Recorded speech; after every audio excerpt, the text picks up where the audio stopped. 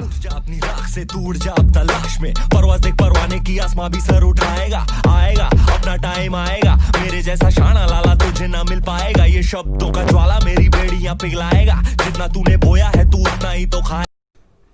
Hello friends, you are watching commerce winner with Gaurav. अगर आप अच्छा कुछ देख रहे हैं तो कॉमर्स विनर देख रहे हैं। बेटा इस वीडियो में मैं आपके लिए एक नया टॉपिक लेकर आया हूं जिसका नाम क्या है, कैश बुक। कैश बुक के क्वेश्चंस अलग करने हैं, कोई दिक्कत नहीं। परफॉर्मर क्या होता है ये सब टेंशन निकाल दो। क्यों? पहले हमें बेस स्ट्रॉन्ग करना है। What is the meaning of cash book? किसका? Cash book. तो ध्यान से देखते हैं कैश बुक का मतलब क्या। यहाँ दो वर्डों से मिली हुई है कैश बुक, यानी कि केवल वो वाली किताब की बात कर रहे हैं जिसमें हम कैश की बात होती है, उधार की बात यानी कि क्रेडिट की हम कोई भी बात करने वाले नहीं है। या तो हमने कोई चीज परचेज करी है लेकिन किसमें? कैश में, वो रिकॉर्ड होगी, या हमने कुछ रिसीव किया है किसमें? कैश में, वो रिकॉर्ड किया जाएगा। तो वो वाली बातें करने वाले हम इस कैश बुक के अंदर। तो क्या लिखा हुआ है? Cash book is a book. Simple सी एक बात है, जब लिखा हुआ है cash book is a book, only cash related transaction are recorded. केवल वही ट्रांजेक्शंस रिकॉर्ड करी जाती हैं जो किससे रिलेटेड है?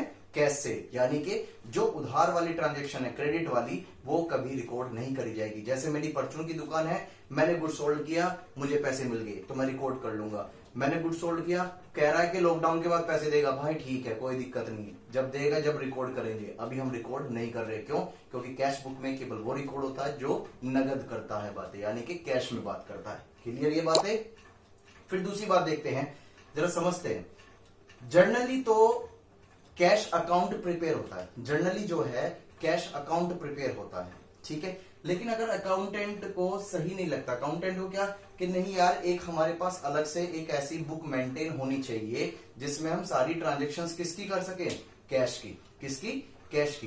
तो यहां पर ध्यान से देखो क्या बात लिखी हुई है, normally all cash related transaction are recorded in cash account. ज्यादातर जो है जनरली जो है कैश अकाउंट में ही तैयार रिकॉर्ड करी जाती हैं सारी कैश ट्रांजेक्शन। लेकिन अगर अकाउंटेंट चाहे, एज पर द चॉइस, इसकी मर्जी है, इसकी मर्जी है अकाउंटेंट की, तो as per the choice of accountant he can prepare a separate book. वो अलग से एक बुक प्रिपेयर कर सकता है जिसका नाम क्या है? Cash book. ये बात समझ में आती है? और क्या लगे सर क्यों जरूरत पड़ती है? बहुत जरूरत पड़ती है बेटा। आगे आगे सब समझ जाओगे जब चैप्टर आपको जर्नल एंट्रीज वगैरह समझाऊंगा, ठीक है। क्योंकि यहाँ बुक है, बुक का मतलब क्या? केवल जो पैसा आ गया उसे रिकॉर्ड करो और जो चला गया उसे रिकॉर्ड करो। लेकिन जब बात अकाउंट की है तो रेस्पॉन्सिबिलिटी ज्यादा हो जाती है। क्यों ज्यादा हो जाती है? अकाउंट बनाने से पहले बातें आती हैं, ट्रांजेक्शंस जो भी हुए उसे रिकॉर्ड करो, फिर उन ट्रांजेक्शंस को उसके खाते में करो, ठीक है ना। तो यहाँ पर रेस्पॉन्सिबिलिटी ज्यादा हो जाती है। जब अकाउंट समझाऊंगा जब अच्छी तरह समझ जाओगे। बस फिलहाल अभी ये मान के चलो कैश बुक पढ़ रहे हैं। क्लियर? राइट डाउन करो प्लीज इसको, बहुत सिंपल लैंग्वेज में। ओके,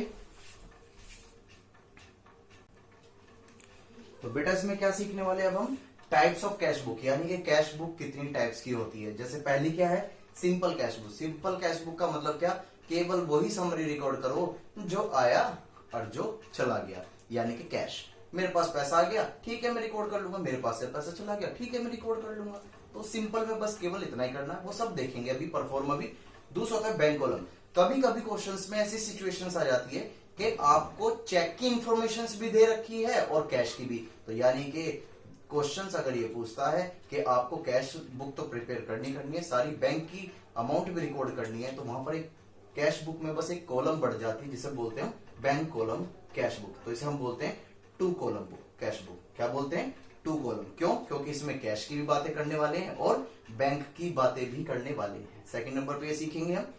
तीसरी होती है डिस्काउंट। अब होता क्या है, जैसे सपोज करो मुझसे कस्टमर ने कुछ गुड्स परचेज करे, ठीक है कोई दिक्कत नहीं, मैंने क्या दे दी उसको? डिस्काउंट दे दी। तो भाई मैं डिस्काउंट दे भी सकता हूँ। ऐसे ही मैं क्या करता हूँ, अगर मैं किसी से गुड्स परचेज कर रहा हूँ तो जो सामने वाला जो मेरा सेलर है तो वो मुझे भी तो डिस्काउंट दे सकता है ना, तो मैं डिस्काउंट दे भी सकता हूँ और ले भी सकता हूँ। तो ये सारी रिकॉर्ड करी जाती है किसके अंदर? डिस्काउंट कॉलम के अंदर। तो इसलिए बोलते हैं इसे थ्री कॉलम। ये भी अच्छी तरीके से हम सीखने वाले हैं, ठीक है। लेकिन ध्यान से रखना बेटे, डिस्काउंट जो है वो दो तरह की, एक होती है ट्रेड डिस्काउंट, वो समझाऊंगा। ट्रेड डिस्काउंट की कभी भी रिकॉर्ड नहीं करते हैं, केवल जो टैक्स जो आपकी कैश डिस्काउंट होती है उसको रिकॉर्ड किया जाता है। सर बताओ ना प्लीज। बेटा सब क्लियर कर दूंगा, क्वेश्चन आने दो, कोई डाउट नहीं छोड़ने वाला। क्लियर? फिर लास्ट आती है पेटी कैश बुक। पेटी कैश बुक का मतलब क्या? जैसे मेरी कोई शॉप है तो भाई मैंने क्या काम करा, कोल्ड ड्रिंक मंगा दी, चलो भैया पी लो, ले cold drink P low, biscuits दे देते, छोटे मोटे जो खर्चे हैं ये ठीक है। तो मैं इन कैश बुक में बड़ी बड़ी अमाउंट थोड़ा लिखूंगा। पता चला कि 10 रुपए की कोल्ड ड्रिंक, ले भी चेक काट के दे दे, ले भी चेक, ओ माय गॉड 10 रुपए के लिए चेक, दिक्कत हो जाएगी ना। तो जो छोटे मोटे जो छोटी अमाउंट के जो खर्चे होते हैं वो सारे पैटी कैश बुक में आ जाते हैं। किसमें? पैटी कैश बुक में। इसको भी हम अलग सीखेंगे। तो आपको कितने टाइप्स की सीखनी है? 1, 2, 3 एंड 4। ठीक है, तो थोड़ा सा इसे स्टार्ट कर देते हैं अगर मन है। क्यों मन है? क्योंकि please keep watching my video. Let start the topic number 1, simple cash book. Please write down this.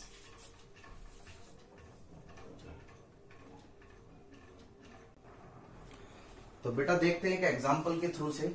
ये परफॉर्मा, बेटा ये परफॉर्मा कंप्लीट नहीं है। सर कंप्लीट क्यों नहीं दिया, हम तो छोटे बच्चे हैं।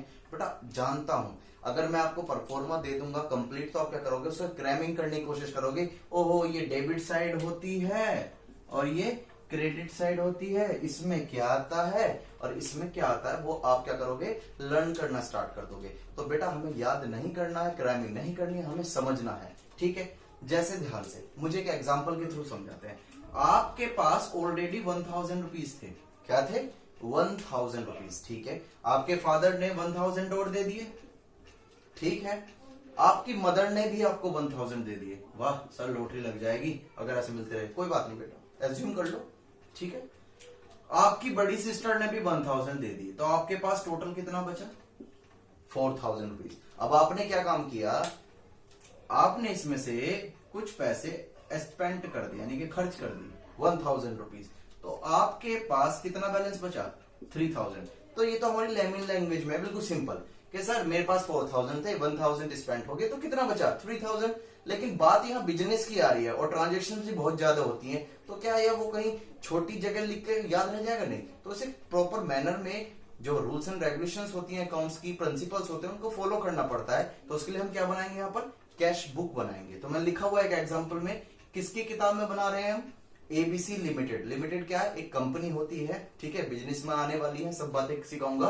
कैश बुक, कैश बुक क्यों करने वाले? क्योंकि यहाँ पर जो बातें होंगी वो सारी कैश से रिलेटेड होने वाली है और किसी से रिलेटेड नहीं होंगी। ठीक है, तो देखो ध्यान से, इधर लिखा हुआ है टू बैलेंस बीडी, यानी कि ओपनिंग बैलेंस। जो पिछली साल का क्लोजिंग था वो इस साल का क्या बन जाएगा? Opening balance. सर ये डेबिट में क्यों आया, क्रेडिट में क्यों नहीं आया? बेटा ध्यान से सुनो, मैंने आपको रूल्स बताए थे किसके? रियल अकाउंट, नॉमिनल अकाउंट और पर्सनल अकाउंट। मुझे बताओ कैश क्या था? सर कैश तो एसेट्स था, और एसेट्स को कौन सा अकाउंट डील करता है? Sir real account. तो उसमें क्या लिखा था? एसेट्स क्या होती हैं? डेबिट होती है। क्यों? क्योंकि इसका बेनिफिट हमें फ्यूचर तक मिलेगा और आने वाले को डेबिट। तो इस वजह से डेबिट जो एसेट्स होती हैं वो क्या होती है? सारी डेबिट होती हैं, और लायबिलिटीज क्या होती हैं? क्रेडिट होती हैं। तो इस वजह से इसका ओपनिंग बैलेंस डेबिट साइड में लिखा गया है। ये बात समझ में आई? क्लियर? ठीक है, कोई दिक्कत नहीं। अब यहाँ आप एग्जांपल में देख पा रहे हो, टू कैश सेल। मैं दुकानदार, मैंने गुड्स जो सोल्ड कर दिया और पैसा ले लिया, तो मेरे पास क्या आया? पैसा आया। तो जो पैसा आया वो भी मैंने किधर लिख दिया? डेबिट साइड में लिख दिया। किधर लिख दिया? डेबिट साइड में। क्लियर है? यानी कि एक सिंपल तरीका है, अभी से समझ लो। मैं ये भी बताऊंगा कि इधर क्यों आया, इधर क्यों आया, जब क्वेश्चंस स्टार्ट करूंगा। अभी बस मैं आपका बेस बना रहा हूं। ठीक है, क्योंकि आप न्यू स्टूडेंट हो, इतनी क्लियरिटी से जल्दी समझ नहीं पाओगे। तो ध्यान से समझो। मुझे यही तो रूल्स फॉलो कर रहा है। आपके पास इतना पैसा था, हाँ ठीक था, जिसे हमने क्या नाम दे दिया? Opening balance.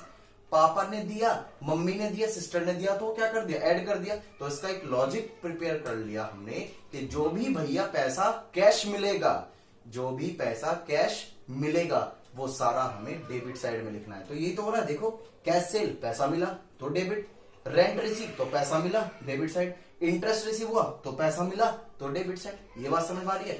बस इसका उल्टा क्या हो जाएगा?